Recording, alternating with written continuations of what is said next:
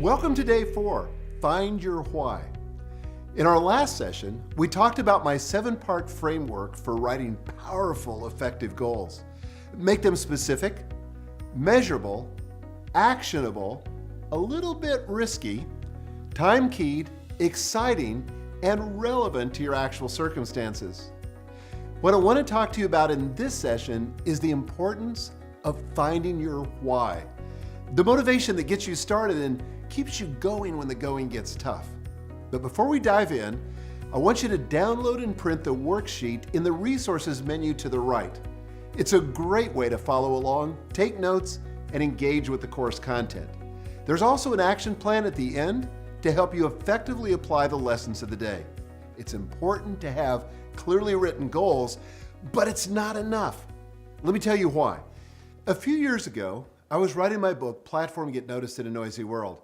I had a very clearly written goal: deliver a 50,000 word manuscript to the publisher by November the 1st, 2011. I had a great plan. As I started the year, I began writing, but by the middle of the summer, I had a very rough draft of the manuscript that was about 50,000 words. But I had a lot of work yet to do.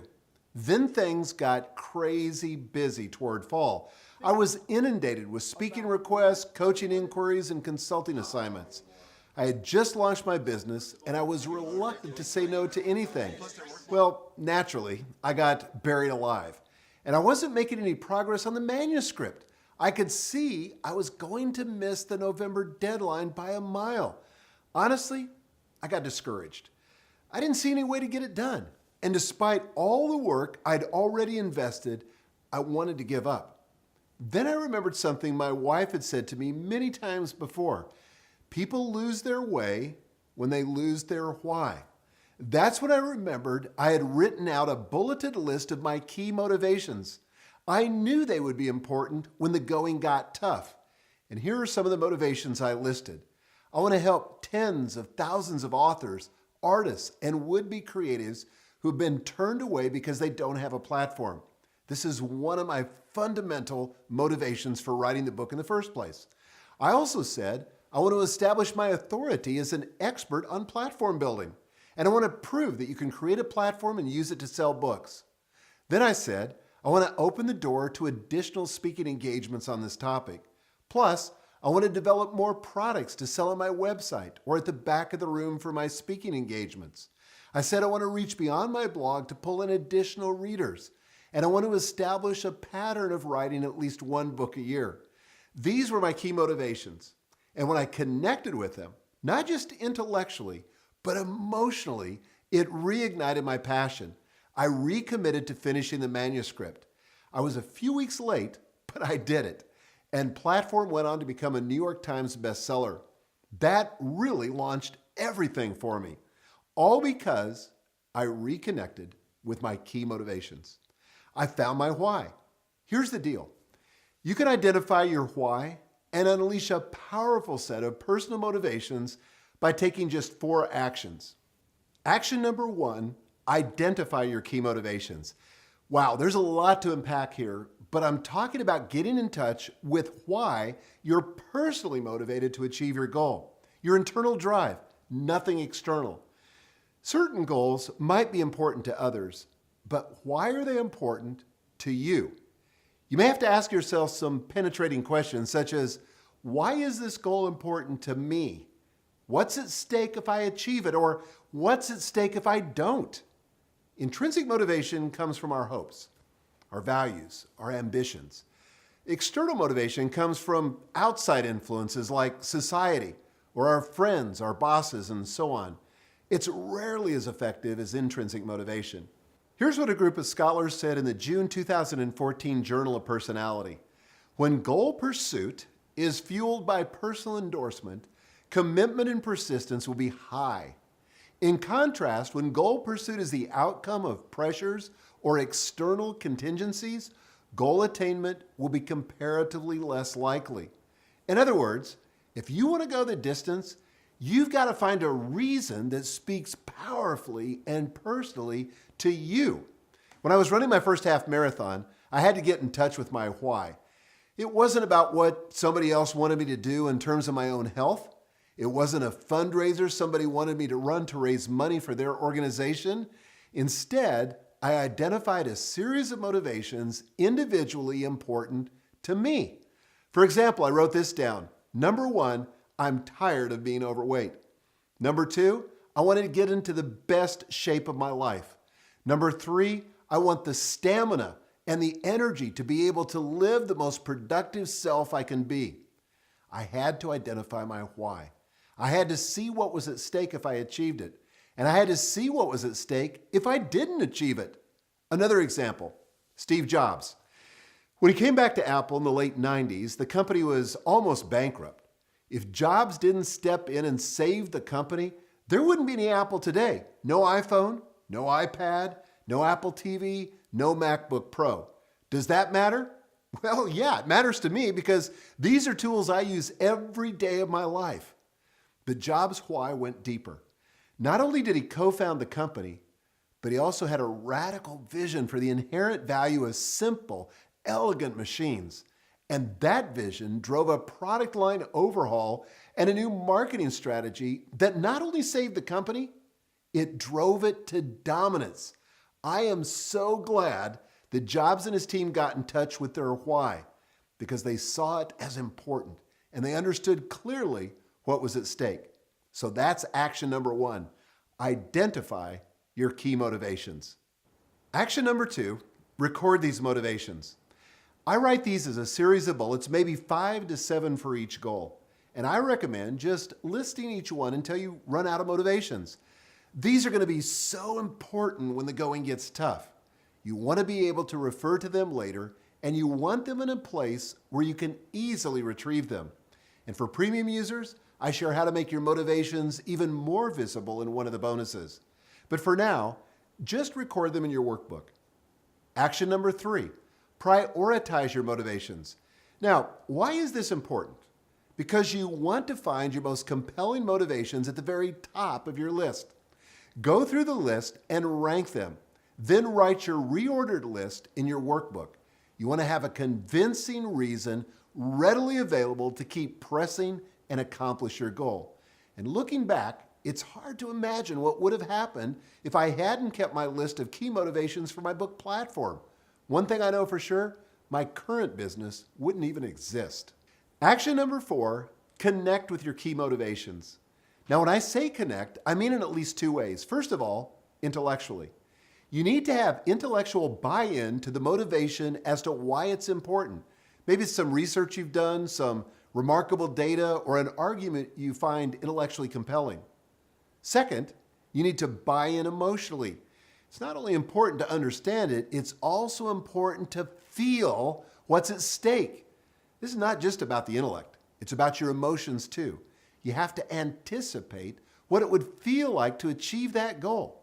Or conversely, what would it feel like if you missed that goal? You've got to have that emotional buy-in. One of my key motivations for strength training is to increase my energy, stamina, and productivity.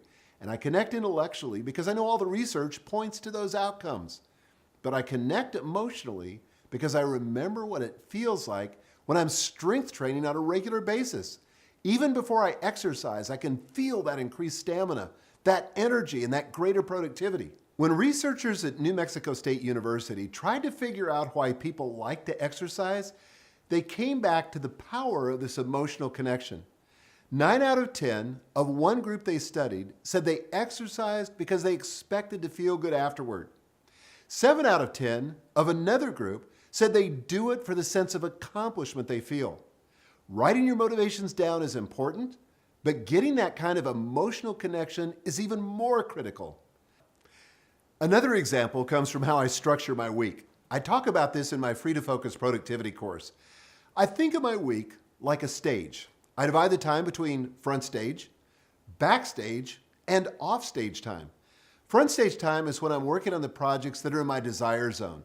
These are the projects that drive the most revenue for my business, and they trade both on my passion and on my proficiency. Backstage time is dedicated to the more mundane tasks of managing the business and preparing for those front stage performances. But offstage time is reserved for rest and rejuvenation. I used to work almost constantly, But then I began to see the wisdom in totally unplugging on the weekends. Going off stage, my key motivation is to recharge my batteries and be fully present with my family and friends. Now, I got that intellectually, but it took a while to emotionally connect with it. I love my work, so completely disconnecting didn't come naturally. But now I love the downtime and I look forward to it. Bottom line, you've got to write down your motivations and you have to connect with them, not just with your head, but with your heart. Now, I want to give you another thought about motivations as it relates to habit goals. For as long as I can remember, I've heard it takes 21 days to form a new habit, 30 days at most. If you can just marshal your willpower for 3 or 4 weeks, bingo, you've got it made. But anyone struggling to form a new habit knows there's more to the story than that. Running is automatic for me these days, and I hardly have to think about doing it, but that wasn't always the case. It used to require a lot of grit and determination. And I can tell you this, moving from one state to the other took far more than 21 days. It turns out that the 21-day rule is a myth with practically no scientific basis. If we're trying to do something simple and easy, maybe it'll work. But complex or challenging habits take a lot longer. Researchers at University College London tracked people attempting to form different types of new habits. And instead of 3 or 4 weeks, they found it took an average of 66 days for new habits to become automatic. Some, they said, would be closer to 4 times that long. Well, it's easy to lose your why when a goal runs into overtime, and that's especially true for habit goals. It's important to record our key motivations for our habit goals, but those 4 actions are ideally suited for achievement goals. It might take an additional effort to get over the hump with your habit goals. I touched on this in the prior lesson, but I want to push it a bit further here. For goals to be smarter, they have to be relevant together. Matching relevant habit and achievement goals is a powerful way to do that. It's also a good way to reinforce your key motivations on difficult habits. How?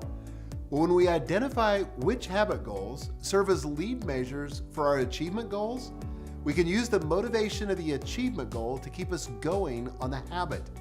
For example, running 6 days a week may not be your thing, but, and here I'll stick with the previous example, if you're emotionally connected to the achievement goal of losing 35 pounds by August the 1st, you can count on that motivation to help you get up early and lace your shoes and get out on the track. If it helps, think of habits not as ends unto themselves, but as serving larger achievements. And I've included in your worksheet a model that sits alongside your key motivation list if you need it. In summary, to get through the messy middle, when progress seems impossible, you need to find your why. And you can do that by taking 4 actions. Identify, record, prioritize, and connect with your key motivations.